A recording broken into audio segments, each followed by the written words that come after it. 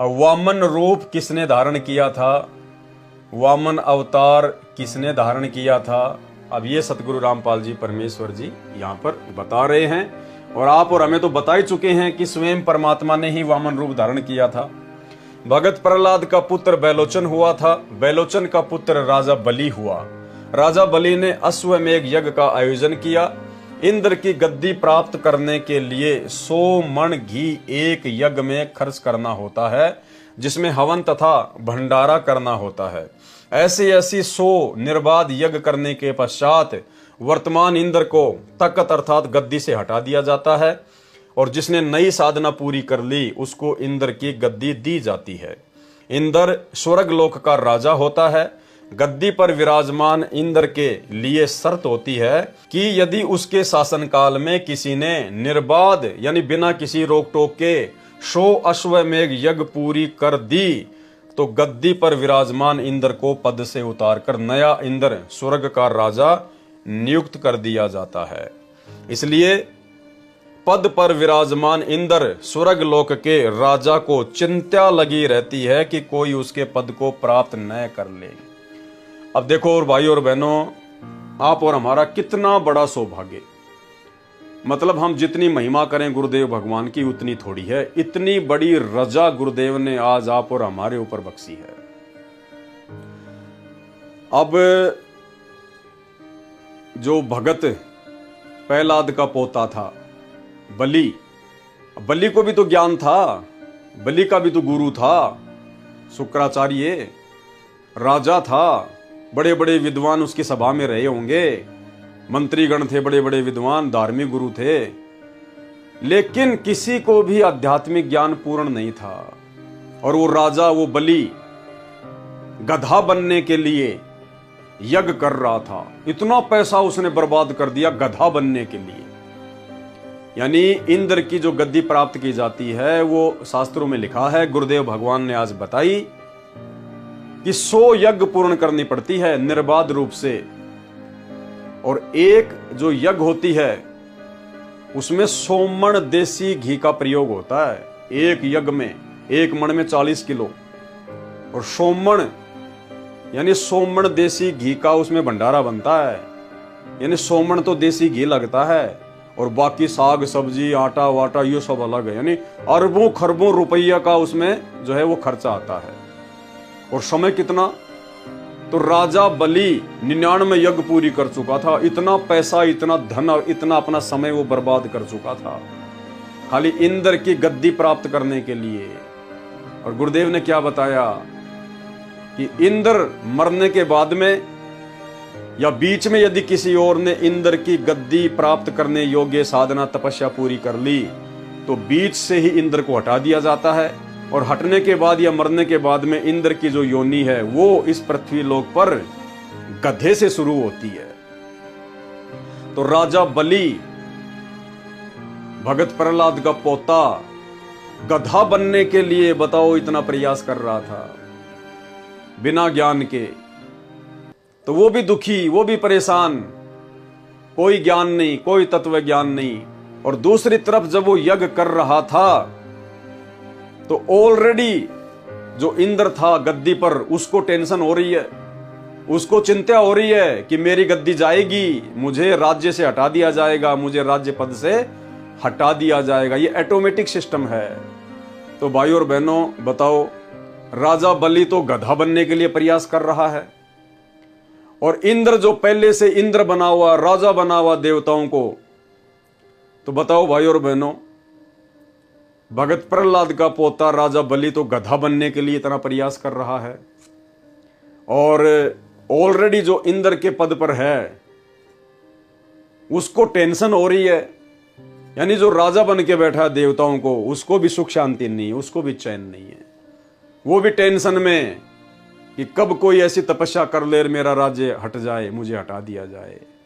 ये भाई और बहनों, इसलिए परमात्मा कहते हैं कि जब हमें ज्ञान हो जाएगा तो हम इंद्र की गद्दी को भी ठोकर मारेंगे, थूक कर चलेंगे कि इंद्र दा राज काग दा भिष्टा ना भोगा इंद्राणी नू। हमने तो सतलोक जाना है, जहां ना कोई किसी का पद छीनता है, ना वहां कोई चिंता है, ना कोई टेंशन है, ना वहां कोई गधा बनना है। तो कितनी बड़ी मेहर, कितनी बड़ी रजा सतगुरु रामपाल जी परमेश्वर जी की आप और हमारे ऊपर। तो ये मेहर आज किसने बख्शी? गुरुदेव भगवान ने बख्शी ना, या फिर इस कागज की फोटो ने बख्शी? तो महिमा हमें किसकी करनी चाहिए? प्रकट दिवस हमने किसका मनाना चाहिए? घर में किसकी फोटो रखनी चाहिए? जो हमें शिक्षा दे रहा है, जो हमारे को सत्य भक्ति दे रहा है, जो हमारे को सत प्रेरणा दे रहा है, जो हमारे 100 काम सिद्ध कर रहा है, जो हमें काल के षड्यंत्र से बचा रहा है। इसलिए पद पर विराजमान इंद्र स्वर्ग लोक के राजा को चिंता लगी रहती है कि कोई उसके पद को प्राप्त ना कर ले। इसलिए इंद्र अपने नौकर नौकरानी या देवी आदि को भेजकर इंद्र प्राप्ति के लिए की जा रही यज्ञ को खंडित कराता है। यानी वो फिर अपने और ज्यादा वो कर्म फोड़ता है, छल बल साम दाम दंड भेद घटिया नीतियां अपनाता है और उस यज्ञ को खंडित करवाने का प्रयास करता है। परंतु राजा बलि की 99 यज्ञ निर्बाध पूर्ण हो गई। इंद्र उसमें बाधा उत्पन्न नहीं कर पाया। जब 100वीं यज्ञ प्रारंभ की तो इंद्र का सिंहासन अर्थात उसका तख्त डोल गया। इंद्र स्वयं चलकर भगवान विष्णु के पास गया। इंद्र किसके पास गया? भगवान विष्णु के पास गया। और क्या किया वहां जाकर? और विनय की कि हे प्रभु, आपने मुझे इंद्र की गद्दी पर बैठाया था, अब मेरा राज जाने वाला है, मेरे राज की रक्षा आपके हाथ में है। यानी देवताओं के राजा को भी आध्यात्मिक ज्ञान नहीं है। अरे भैया, मुसीबत के समय, परेशानी के समय आप जी किससे प्रार्थना करोगे? आज आप और हमें पता चल गया कि पहली बात तो हम वो भक्ति कर रहे हैं कि इस भक्ति के मर्यादा में रहकर करने से कोई आपत्ति, कोई परेशानी, कोई दुख भगत पे आएगा ही नहीं। और यदि हमारी परीक्षा के लिए या हमारे किसी विशेष पाप कर्म के चलते जो भयंकर आपत्ति आनी थी, लेकिन वर्तमान में हम गुरुदेव की शरण में हैं, इसलिए वो हल्के में आ रही है। परमात्मा हमें हल्का सा महसूस होने दे रहे हैं। उस भारी आपत्ति पहाड़ जैसे आपत्ति को परमेश्वर ऊपर ही ऊपर खत्म कर रहे हैं। तो हम किससे अरदास करेंगे ऐसे समय में? केवल अपने गुरुदेव भगवान से। इनके अलावा चाहे हमारे प्राण क्यों ना निकल जाएं, हम किसी और से उम्मीद भी नहीं कर सकते कि वो हमें बचाए। ना अरदास कर सकते, मन में भी नहीं सोच सकते। हम मारने वाला है भगवान और बचाने वाला है भगवान। हम केवल अपने गुरुदेव से अरदास करेंगे। अब ये इंद्र देवताओं का राजा, अब इसके कितने गुरु? एक गुरु तो इसने गौतम ऋषि को बना रखा। दूसरा, देवताओं का अलग से गुरु होता है, गुरु बृहस्पति। और भी बहुत सारे धार्मिक गुरु होते हैं इनके पास में। लेकिन ये सहायता मांगने कहां जा रहा है? श्री विष्णु जी के पास में। अरे भैया, अपने गुरु से मांगी जाती है सहायता, लेकिन ये विष्णु जी के पास में जा रहा है। भूल गया अपने गुरुओं को, सबको भूल गया, क्योंकि इन सबको पता है कि किसकी क्या शक्ति है, किसकी क्या सामर्थ्य है। इनके गुरुओं में, देवताओं के गुरु बृहस्पति में, गौतम ऋषि में कितनी क्या पावर है, कितनी क्या शक्ति है। सब दान धर्म के चक्कर में गुरु चेला बने हुए हैं, ऊपर भी दान धर्म के चक्कर में। इसलिए भाई और बहनों, आप और हमारा सौभाग्य जो परमेश्वर ने हमें इतना अनमोल ज्ञान दिया और आज हमें इतना समर्थ सतगुरु प्राप्त हुआ कि इनके अलावा हमें ब्रह्मांड में किसी और की शक्ति की, किसी और के आशीर्वाद की सौपन में भी आवश्यकता नहीं पड़ती। पृथ्वी पर राजा बलि 100वीं यज्ञ संपूर्ण करने जा रहा है। कृपया उसका यज्ञ खंड कराओ। श्री विष्णु जी ने कहा कि आप निश्चिंत होकर राज्य करो, मैं कोई उपाय करता हूं। श्री विष्णु जी ने इंद्र को वचन तो दे दिया, परंतु कोई उपाय नहीं निकल रहा था। अब ये बताओ कहां से समर्थ भगवान है ये? अरे हमने पहले पढ़ा कि विष्णु नाथ है असुर निकंदन, संतों के सब काटे फंदन। अब ये बताओ, बेचारा खुद टेंशन में आ गया विष्णु जी। तो इंद्र को हाथों भर दी कि कहीं मेरी बेइज्जती ना हो जाए। हैं, कहीं इंद्र ये सोचे कि भगवान आप तो यहाँ के देवता हो और आप भी नहीं कर पाओगे तो फिर कौन करेगा। तो बेइज्जती के डर से हाथों भर ली कि इंद्र तू निश्चिंत रह, मैं करता हूं कोई उपाय। और बाद में टेंशन में आ गया भगवान विष्णु भी कि क्या उपाय करूं भाई। सारे हथकंडे अपना लिए भगवान विष्णु ने, लेकिन कोई उपाय नहीं सूझा। श्री विष्णु जी ने इंद्र को वचन तो दे दिया, परंतु कोई उपाय नहीं निकाल रहा था। श्री विष्णु जी भी परमात्मा से अर्ज करते हैं, क्योंकि आत्मा तो सब उसी की है ना। आत्मा तो सब इसी कबीर भगवान सतगुरु रामपाल जी की हैं। मुसीबत में याद तो इन्हीं को करना है। अंत में श्री विष्णु जी भी परमात्मा से अर्ज करते हैं, तब पूर्ण परमात्मा एक बामन बोना व्यक्ति का रूप बनाकर ब्राह्मण वेश बनाकर यज्ञ स्थल पर पहुंचे। भाई इनकी पुकार जल्दी सुनी जाती है क्योंकि इनके पास में भक्ति धन ज्यादा होता है। राजा बलि ने सत्कार पूर्वक आसन दिया और भोजन कराया तथा दक्षिणा देने लगा तो बामन ब्राह्मण ने कहा कि पहले प्रतिज्ञा करो, जो मैं मांगू आप दोगे। राजा बलि ने प्रतिज्ञा कर ली। तब बामन ब्राह्मण ने कहा कि मुझे 3 कदम 3 डंग पृथ्वी दान दे दो बस। बलि ने कहा कि हे ब्राह्मण, आपने मांगा भी तो क्या मांगा, मैं तो आपको बहुत कुछ देता। बामन ब्राह्मण ने कहा कि मेरे भाग्य में यही लिखा होगा, तभी तो इतनी जुबान खुली, आप पृथ्वी दान करो। बलि राजा लगा अपने पैरों से 3 कदम नापने। तब बामन वेश में प्रभु ने कहा कि आपके 3 कदम नहीं, मेरे 3 कदम पृथ्वी दे, मैं मापूंगा। ये वार्ता सुनकर राजा बलि के धार्मिक गुरु शुक्राचार्य, राक्षसों का गुरु माना जाता है कौन, शुक्राचार्य। शुक्राचार्य ने राजा बलि को एक ओर ले जाकर कहा कि आप अपनी प्रतिज्ञा भंग कर दो। अब बताओ, ऐसे तो ये गुरु हैं, गुरु चेले को कह रहा है कि प्रतिज्ञा भंग कर दे। ये बामन रूप में विष्णु खड़े हैं, ये इंद्र के कहने से छल कर रहे हैं। परंतु बलि राजा बोला, गुरुवर, जब भगवान भिखारी बनकर आया है और मैं दान ना करूं तो मेरे जैसा अपराधी पृथ्वी पर नहीं होगा। बलि की बात अच्छी थी, लेकिन आध्यात्मिक दृष्टि से अगर देखा जाए तो भाई जब गुरु ने कह दिया कि प्रतिज्ञा भंग कर दे तो गुरु की बात माननी चाहिए अध्यात्म जीवन में तो, क्योंकि 7 दीप 9 खंड में और गुरु से बड़ा ना कोई, कर्ता करे ना कर सके, गुरु करे सो होए। तो आध्यात्मिक क्षेत्र में अध्यात्म ज्ञान क्या कहता है कि भगत ने अपने गुरु की वचन की पालना करनी है।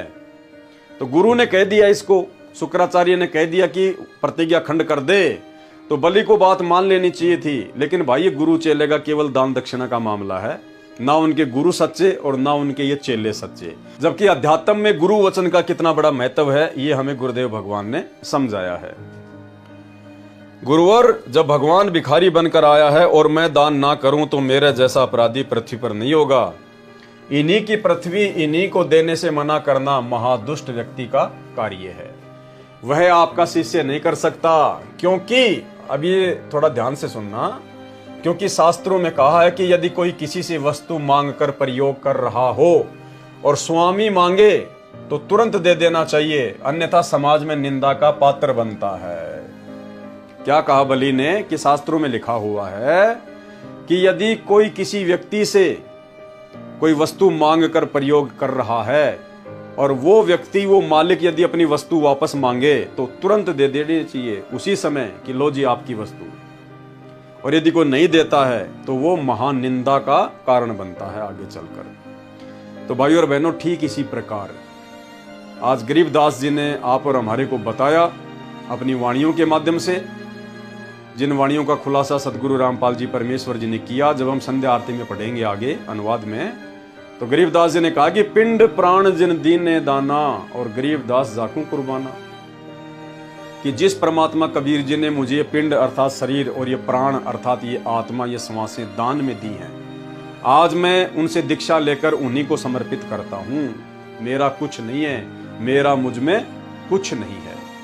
तो भाइयों और बहनों, अब हमें समझ में आ जाना चाहिए कि वही गरीबदास जी के गुरु आज धरती पर संत रामपाल जी के रूप में प्रकट हैं। और हमें आज जो ये शरीर प्राप्त है, मानव शरीर भक्ति के लिए, जो प्राण हैं, जो श्वासें हैं, जो मन है, जो इच्छाएं हैं, जो वासनाएं हैं, कुछ भी है, धन है, संपदा है, बाल बच्चे हैं, कुछ भी है, आज हमें इन्हीं के आशीर्वाद प्राप्त है। ये इन्हीं के द्वारा दिया गया दान है। पिंड प्राण जिन दीने दाना, गरीबदास जाकू कुर्बाना। और हमें सत भक्ति देकर फिर गुरुदेव भगवान क्या कहते हैं कि अब आपको तन मन धन से अपने गुरुदेव के प्रति समर्पित हो जाना चाहिए। आपको सांसारिक इच्छाओं से, विषय वासनाओं से, विषय विकारों से पीछे हटकर केवल भक्ति पर ध्यान देना चाहिए। तो भाई ये सब कुछ तो गुरुदेव भगवान का दिया हुआ है। ये सोच, ये विचार, ये शब्द, ये मन, ये आत्मा, ये शरीर, ये पिंड, ये श्वासें। तो आज हमने पूरी तरह से अपने गुरुदेव भगवान को, अपने आप को समर्पित कर देना चाहिए, क्योंकि आज हम जो भी कुछ है, हमारे पास में जो भी कुछ है, वो सब कुछ इन्हीं का दिया हुआ है, इन्हीं कबीर परमेश्वर जी का दिया हुआ है। और जब आज हमें ये भक्ति करवाने के लिए, सतलोक ले जाने के लिए वो समस्त चीजें मांग रहे हैं कि भाई अपने गुरु जी के चरणों में समर्पित कर दो, अर्थात जैसा गुरु कहे वैसा ही करो, तो हमने आज इनकी प्रत्येक आज्ञा को मानना चाहिए। और यदि हम इनकी मर्यादा तोड़कर भक्ति करेंगे तो फिर राजा बलि ने कहा कि यदि मालिक अपनी वस्तु मांगे और सेवक ना दे तो फिर वो निंदा का कारण बनता है समाज में।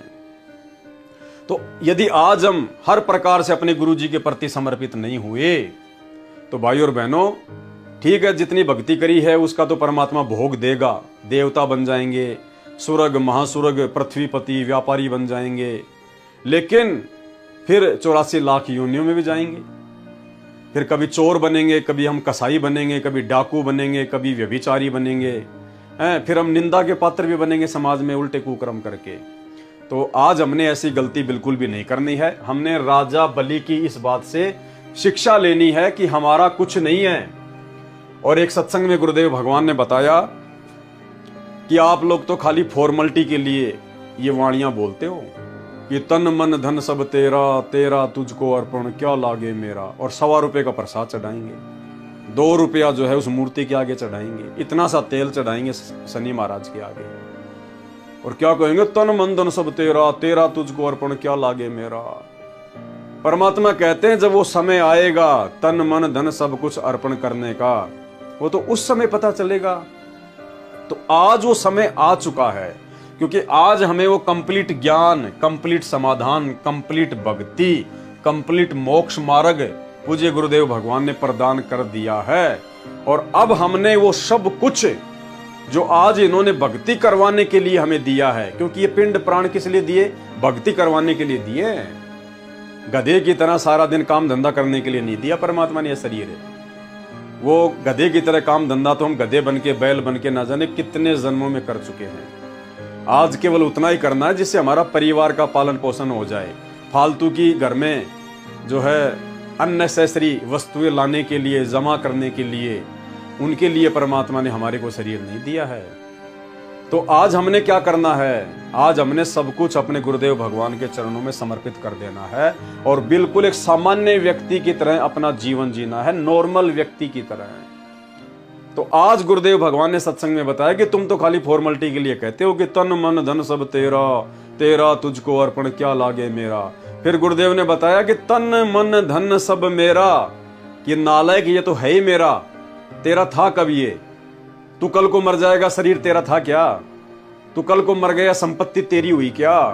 तो गुरुदेव कह रहे तन मन धन सब मेरा, कि ये तो है ही मेरा, मेरा दिया हुआ तेरे को, और मेरा मुझको देगा तब कालजा फटेगा तेरा। आत्माओं जो दास कहे उस पर विचार करना, और कहते हैं तन मन धन सब तेरा और तेरा तुझको अर्पण क्या लग गया मेरा। ये तो कहने की करना पड़ेगा। अब कबीर साहब कहते हैं तन मन धन सब मेरा और मेरा मुझको देगा जब कालजा फटेगा तेरा। तो अब ऊपर ऊपर से तो कह रहा जी तन मन धन सब तेरा, और जब मेरा मुझे देने का समय आता जब पीछे नटता है। अब ऐसे नहीं, जो कहा वो करके देखो। तो आज गुरुदेव हमसे ना तो देखो धन मांग रहे, ना हमारे से कोई और चीज मांग रहे। गुरुदेव तो इतना कह रहे हैं कि बच्चों मैंने तुम्हें जो नियम बता दिए वो नियम भी तुम्हारे आत्म कल्याण के लिए बता रहा हूं, तुम्हारे भले के लिए बता रहा हूं। भाई तुमने ये नहीं खाना, ये नहीं पहना, ये कर्म नहीं करना, ये अच्छे कर्म करने हैं, वहां नहीं बैठना है। अगर तुम ये भी नहीं मानोगे, अगर तुम इतना सा भी नहीं करोगे, तो बताओ फिर तुमने क्या दिया अपने गुरुजी को, तुमने क्या समर्पित किया अपने गुरुजी को। भाई जब मेरे से नाम दीक्षा लेके सारे काम तुम मेरी शिक्षाओं के विपरीत कर रहे हो, राजनीति तुम करने लग गए, कभी कांग्रेस को वोट, कभी बीजेपी को वोट, नरेंद्र मोदी की रैलियों में धक्के खाना, कभी हरियाणा के गुहाना में तो कभी मध्य प्रदेश के भोपाल में, हैं? गुंडों की सीबीआई जांच का समर्थन तुम करने लग गए, फिर तुम काहे के भगत रहे तुम? अरे गुंडों का और संतों का तो 36 का आंकड़ा है, और तुम गुंडों की रैलियों में जाके बैठे उनका समर्थन कर रहे हो कि इनको शहीद का दर्जा मिलना चाहिए। आनंदपाल सिंह को, राजस्थान के गैंगस्टर को, करणी सेना के साथ मिलके उनको पात्रों को तुम 5-5 लाख रुपए भक्तों के दान का चंदे में दे रहे हो। मालिक कहते दुनिया से थी दोस्ती, पड़े भजन में भंग, एका एकी राम से या साधु के संग। और तुम हरियाणा के जाट आरक्षण में लाखों भक्तों को बैठा रहे हो, भक्तों के दान का पैसा उनको चंदे के रूप में दे रहे हो। अपने आश्रम चलाने के लिए तुम गांव वालों की चापलूसी कर रहे हो। चापलूसी करनी चाहिए भगवान की। वो छोटा सा आश्रम चलाने के लिए तुम गांव वालों की चापलूसी कर रहे हो। गांव के बच्चों को खुश करने के लिए तुम 50 लाख रुपए का बैडमिंटन का स्टेडियम बना के दे रहे हो, जबकि गुरुजी कह रहे हैं भक्तों ने गेम खेलना नहीं चाहिए, सहयोग नहीं करना चाहिए, ना गलत काम करना चाहिए, ना उसमें सहयोग करना चाहिए, ना ताश खेलनी चाहिए, ना ताश खेलने में सहयोग करना चाहिए। तो गुरुदेव कह रहे हैं कि आपने तो मोबाइल में गेम भी नहीं खेलना और तुमने बना दिया 50 लाख का स्टेडियम। तो ये सब क्या है? ये गुरुजी के प्रति समर्पित होने वाले भाव नहीं है, ये गुरुजी के विपरीत चलने वाले भाव है काल प्रेरणा से। इसलिए तो परमात्मा ने कहा था कि मेरा मुझको देगा, कि मेरे द्वारा दिया गया ये मन, ये आत्मा, ये विचार, ये भाव जब तू मेरे चरणों में समर्पित करेगा तो कालजा फटेगा तेरा। तो आज कालजा फट गया सतलोक आश्रम मैनेजमेंट हरियाणा का, कुछ भी समर्पित नहीं कर पाया, कुछ भी। क्योंकि शास्त्रों में कहा है कि यदि कोई किसी से वस्तु मांगकर प्रयोग कर रहा हो और स्वामी मांगे तो तुरंत दे देना चाहिए, अन्यथा समाज में निंदा का पात्र बनता है। राजा बलि ने कहा, माप लो स्थान विप्र जी। वामन भगवान इतने बढ़ गए कि आकाश को छूने लगे, एक डग कदम से पूरी पृथ्वी माप दी और दूसरी डग से अन्य दोनों लोकों स्वर्ग तथा पाताल को माप लिया और कहा कि एक डग शेष है, इसको कहां रखूं? राजा बलि बोला, भगवान मेरी पीठ पर रख लो। संतों ने शरीर को पिंड तथा ब्रह्मांड भी कहा है। यह कहकर बलि भगत पेट के बल पृथ्वी पर लेट गया। उसी समय पूर्ण परमात्मा ने सामान्य नर रूप धारण किया और 1 घंटे तक सत्संग किया। अब भाइयों और बहनों, यहां पर अनुवाद में पूरी कहानी को लिखना गुरुदेव भगवान ने उचित नहीं समझा, लेकिन जो पाठ प्रकाश की वाणियां आप और हमारे घरों में आ चुकी हैं, आदरणीय गरीबदास जी महाराज जी का जो सदग्रंथ साहिब है उसमें लिखा हुआ है कि जब राजा बलि ने उनको कह दिया कि आप 3 डग जमीन ले लो, 3 कदम जमीन ले लो, तो राजा बलि ने सोचा था कि इसकी हाइट तो बहुत छोटी है, 3-3.5 फुट का, 2-2.5 फुट का आदमी है, कितनी जमीन लेगा ये। लेकिन भगवान ने जो विशाल रूप बनाया और जब पूरी पृथ्वी को एक ही डग में माप दिया, तो राजा बलि ने भगवान को मारने के लिए 5 लाख सैनिक लगा दिए कि पकड़ो इसको, मारो इसको, नीचे डालो इसको, काटो। लेकिन वो तो भगवान था, अब उसका तो एक पैर भी कई किलोमीटर में फैल गया होगा। तो अंत में फिर उसको लगा कि हम कुछ नहीं कर पाएंगे। तब राजा बलि ने समय याचना की, भगवान मेरे से गलती हो गई, मैं आपको समझ नहीं पाया। तो कहने का मतलब है, भगवान अगर साधारण रूप में रहते तो राजा बलि तो जेल में पकड़वा के सिकंदर लोदी की तरह फिर से डाल देता। तो ये कहानी परमेश्वर ने सदग्रंथ साहिब में लिखी हुई है, जो वाणियां हमारे घरों पर चलती है, उसमें परमात्मा ने ऐसा बोला हुआ है। ये कहकर बलि भगत पेट के बल पृथ्वी पर लेट गया। उसी समय पूर्ण परमात्मा ने सामान्य नर रूप धारण किया और 1 घंटे तक सत्संग किया। समझाया कि इंद्र का राज्य 72 चतुर्युग तक रहता है। श्री ब्रह्मा जी का एक दिन 1008 चतुर्युग का होता है, जिसमें 14 साधक इंद्र का शासन करके मृत्यु के उपरांत गधे का जीवन भोगते हैं। यानी ब्रह्मा जी की उम्र का जो एक दिन है, 1008 चतुर्युग का केवल ब्रह्मा जी का जो है वो दिन होता है और इतनी रात होती है। तो ब्रह्मा जी के एक दिन में ऐसे ऐसे 72 चतुर्युग का शासन 14 इंद्र पूरा करके ब्रह्मा जी के एक दिन में समाप्त हो जाते हैं। जिनको गुरु पूर्ण नहीं मिलते, वे भगत ही ऐसी घटिया साधना करके अपना मानव जीवन व्यर्थ करके पश्चाताप करते हैं। यानी इंद्र की पदवी प्राप्त करना भी गुरुदेव ने घटिया साधना बताई, घटिया भक्ति, जिसको भोगने के बाद में गधा बनना पड़े, वो घटिया ही है और क्या है। जब धर्मराज के दरबार में उनको गधा बनकर पृथ्वी पर जाने का आदेश मिलता है, पूर्ण मोक्ष के लिए साधना करनी चाहिए, जिससे जन्म मरण सदा के लिए समाप्त हो जाता है। वेदों में प्रमाण है कि तत्वज्ञानी संत की खोज करके वह साधना करनी चाहिए जिससे परमात्मा का वह परम पद प्राप्त होता है, जहां जाने के पश्चात साधक फिर लौटकर संसार में कभी नहीं आते। उस स्थान पर इंद्र के स्वर्ग से करोड़ों गुना अधिक सुख है, ऐश्वर्य है। वहां पर वृद्ध अवस्था नहीं है, वहां मृत्यु नहीं होती है, सदा युवा शरीर रहता है। इस प्रकार सत्संग सुनाने के पश्चात परमात्मा ने कहा कि हे बलि भगत, मैं आपकी भक्ति तथा समर्पण भाव से प्रसन्न हूं। चल, तुझे पाताल लोक का राज्य देता हूं। वर्तमान इंद्र को अपना शासन पूरा करने दो, फिर तेरे को इंद्र की पदवी दी जाएगी। जब भगवान ने कहा कि वर्तमान में उसको अपना राज्य पूरा करने दे और उसके बाद मैं तेरे को इंद्र की पदवी भी दूंगा, तो क्या कहा फिर बलि ने? बलि ने कहा, हे प्रभु, हे भगवान, आपने ऐसा ज्ञान सुना दिया, अब तो तीनों लोकों के राज्य की भी चाह नहीं रही। मुझे तो वह परम स्थान प्राप्त करा दो जहां जाने के पश्चात फिर कभी संसार में लौटकर नहीं आते। बलि ने प्रार्थना की कि भगवान, आप जो बता रहे हो ना कि सबसे सुखमय स्थान तो सतलोक है, वहां जाने के बाद ना गधा बनना ना कुत्ता बनना, सारे ऐश्वर्य के साधन, जो ऐश्वर्य के साधन यहाँ ब्रह्मा विष्णु महेश दुर्गा और काल भी नहीं भोग रहे हैं, ऐसे ऐश्वर्य के साधन है वहां पर। कभी बुढ़ापा नहीं आता, लड़ाई झगड़ा नहीं है, कि भगवान मुझे तो वहां भेज दो। तो क्या बोले भगवान? भगवान बोले, वह भक्ति मार्ग बताने वाला कोई संत मिले, उससे दीक्षा लेकर भक्ति करना। अब तो आपको पाताल का राजा बनाता हूं। क्या कहा परमात्मा ने? भाई और बहनों, देखो आप और हमारा कितना बड़ा सौभाग्य। बलि मान गया परमात्मा की बात को। बलि ने सब कुछ न्यौछावर कर दिया, अपना यज्ञ भी उसने संपूर्ण नहीं किया। जब परमात्मा ने ज्ञान बता दिया कि बेटा गधा बनेगा आगे चल के, अरे राज्य तो तू अभी भी भोग रहा है और यही राज्य भोगने के लिए तू ऊपर जाएगा और फिर तू गधा बनेगा, फिर फायदा क्या, यही राज कर ले। चल, मैं तुझे पाताल का राज दे देता हूं, फिर मैं तुझे इंद्र का भी दे दूंगा। तो बलि ने कहा कि भगवान, अब मुझे वो इंद्र का राज नहीं चाहिए जिसको भोगने के बाद में गधा बनना पड़े। मुझे तो आप सतलोक भेज दो जिसकी आप महिमा गा रहे हो।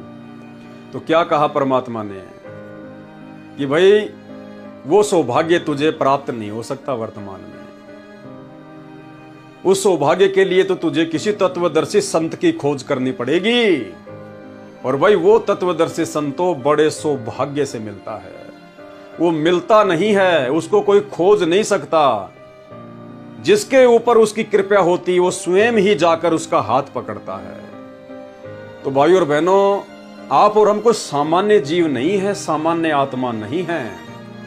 भले आज कोई भगत निर्धन है, कोई बीमार है, थोड़ी बहुत कोई परेशानियां हैं, लेकिन हम सामान्य आत्मा नहीं है। ये परेशानियां तो परमात्मा साल 2 साल 4-5 साल की भक्ति में ऐसे छूमंतर कर देगा, हमें पता भी नहीं चलेगा, और इतने सुख दे देगा कि हम हाथ जोड़ लेंगे कि भगवान इतने सुख नहीं चाहिए मालिक, कहीं भ्रमित ना हो जाएं। बस इतना ही दो कि साईं इतना दीजिए जिसमें कुटुंब समाव, हम भी भूखे ना रहें और कोई अतिथि आ जाए तो वो भी भूखा ना जाए। हम खुद हाथ जोड़ लेंगे। तो वो सौभाग्य उस बलि को भी प्राप्त नहीं हुआ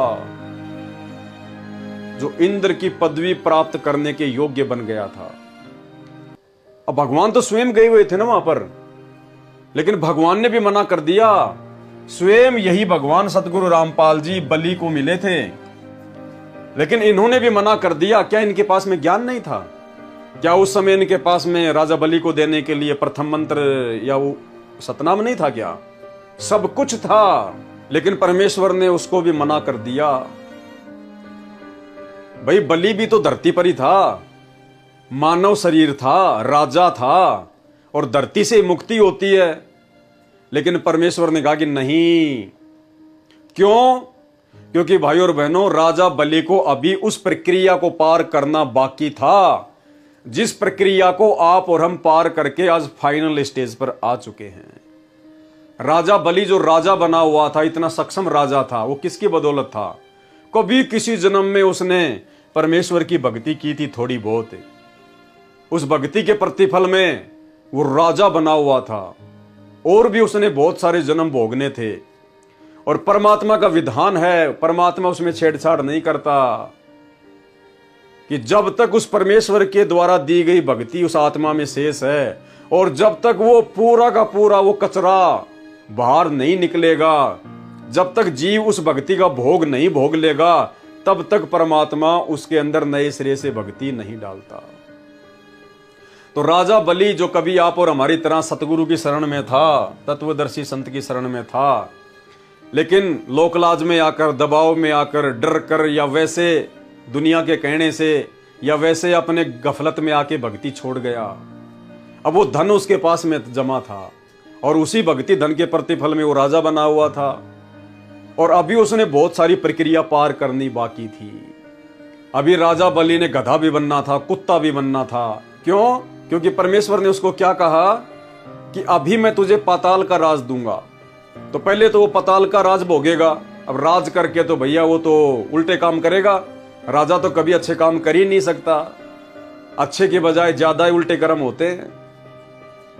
और उसके बाद क्या कहा परमात्मा ने कि मैं तुझे इंद्र का राज भी दूंगा। फिर वो बलि देवताओं का राजा इंद्र भी बनेगा और इंद्र का राज कितने युग करेगा? 72 चतुर्युग। और उसके बाद फिर वो गधा भी बनेगा, यानी 84 लाख योनियों में सारे शरीर भोगेगा वो, कुत्ते सुअर सारे। और फिर ना जाने किसी जन्म में वो पृथ्वी पर आएगा, मानव शरीर धारण करेगा और ना जाने उस शरीर में उसको परमात्मा मिले या ना मिले, कोई गारंटी नहीं है। देखो आज परमात्मा धरती पर आए हुए हैं, कितनी जनसंख्या है? 7.5-8 अरब की, और 30 साल से ज्ञान दे रहे हैं। और कितने लोग शरण में आए? मुट्ठी भर भी नहीं आए। यानी पूरे विश्व की जनसंख्या की तुलना में 0.5% लोग भी संत रामपाल जी की शरण में नहीं है। यानी भगवान धरती पर है, मोक्ष का युग है, गोल्डन चांस है, फिर भी लाखों लोग रोज मर रहे हैं मानव जन्म प्राप्त करके भी, भगवान के रहते सहते भी। तो क्या पता फिर कभी उस बलि को मानव जन्म मिले और कितने मानव जन्म, असंख्य मानव जन्म परमात्मा की गैर हाजिरी में वो ऐसे बर्बाद करके चला जाएगा। तो भाई और बहनों, ये तमाम प्रोसीजर, ये तमाम प्रक्रिया जो राजा बलि जैसों को भोगना बाकी है, ये तमाम प्रक्रिया आप और हम पार करके आ चुके हैं। ये सारे कष्ट, ये राज्य, ये इंद्र की पदवी, गद्दी, ये सब कुछ भोग भाग के, और जो पिछले जन्म जन्मांतरों का जो वो कचरा इकट्ठा हो रहा था हमारे अंदर, वो परमेश्वर ने सारा साफ कर दिया, वो डिलीट कर दिया। और अब नए सिरे से परमात्मा की आप और हमारे ऊपर मेहर हुई है, दया हुई है कि गुरुदेव ने फिर से आप और हमें अपने चरणों में लिया। तो भाई और बहनों, इसलिए परमात्मा कहते हैं कि यो शोदा फिर नाही रे संतो, यो शोदा फिर नाही, इब कह दाव मत चूक मेरी प्यारी। अगर अब की बार भी हम ये मौका चूक गए तो भाई और बहनों फिर वही प्रोसीजर। क्यों? भक्ति तो जबरदस्त हो गई हमारे पास में, सतनाम का एक जाप कितनी भक्ति दे देता है। तो ना जाने हम इंद्र भी बनेंगे, देवी देवता भी बनेंगे, कई बार बनेंगे, ब्रह्मा विष्णु महेश भी बनेंगे, फिर धरती पर आकर चक्रवर्ती राजा बनेंगे, फिर बड़े बड़े अनिल अंबानी, मुकेश अंबानी की तरह सेठ बनेंगे। और जब तक वो भक्ति रहेगी तब तक भगवान को हम आसपास भी नहीं फटकने देंगे। आ भी गया तो खाना जरूर खिला देंगे, लेकिन बात एक नहीं सुनेंगे। फिर गधे कुत्ते सुअर, ना जाने क्या क्या प्रोसीजर, लंबा चक्कर हो जाएगा, बहुत लंबा, जिसकी हम काउंटिंग भी नहीं कर सकते, कल्पना भी नहीं कर सकते।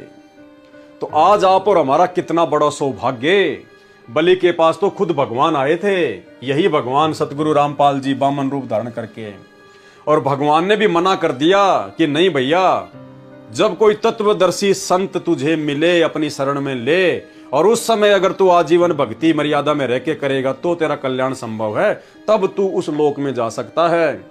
तो भाई और बहनों, वो चांस जो बलि को भी प्राप्त नहीं हुआ भगवान मिलने के बाद भी, और आज हमें वो चांस मिल गया, तो ये चांस कोई आप और हमारी कोई इसमें कोई योग्यता नहीं है, इसमें आप और हमारा कोई ये श्रेय नहीं है। ना जाने परमेश्वर ने कैसे दया बख्शी, कैसे मेहर बख्शी, इसलिए तो इनको दयालु भगवान कहते हैं। दयालु, परम दयालु, परम दयालु, दया के सागर। आज इन्होंने आप और हमारा हाथ पकड़ लिया, अपने चरणों में बैठा दिया, और शरण में लेने के बाद भी परमेश्वर ने हमें दृढ़ भगत बनाया। गुरुदेव भगवान ने हमारे को सत्सेवक बनाया।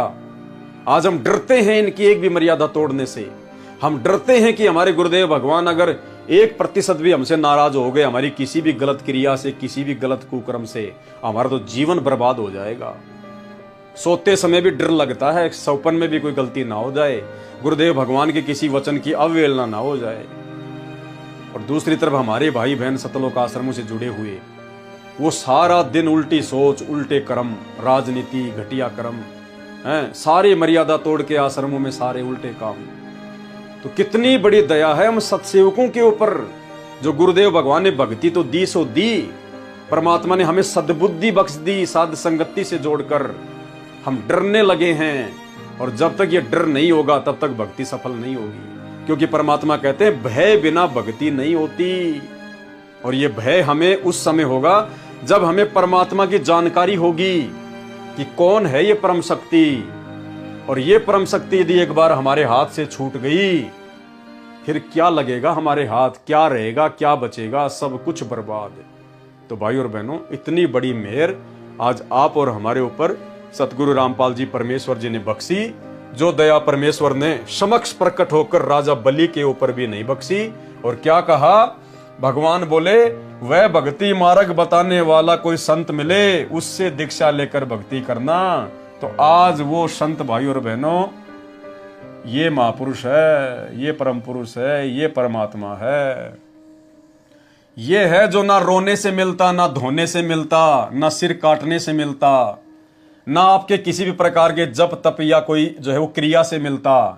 आप चाहे बिल्कुल दुनिया के सबसे बड़े धनी हैं, आप अगर अपना सारा धन इस परमात्मा के चरणों में लुटा दो तो भी ये परमात्मा ना मिले।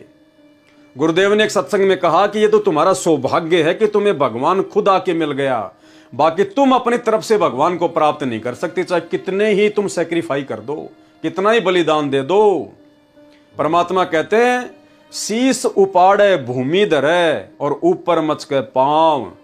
यानी अगर तुम इस भगवान की प्राप्ति के लिए, इसकी प्राप्ति के लिए, अन्य की नहीं, ये काल, ये देवी देवता, ब्रह्मा विष्णु महेश, ये तो बड़ी आसानी से मिल जाते हैं, कोई बड़ी बात नहीं है।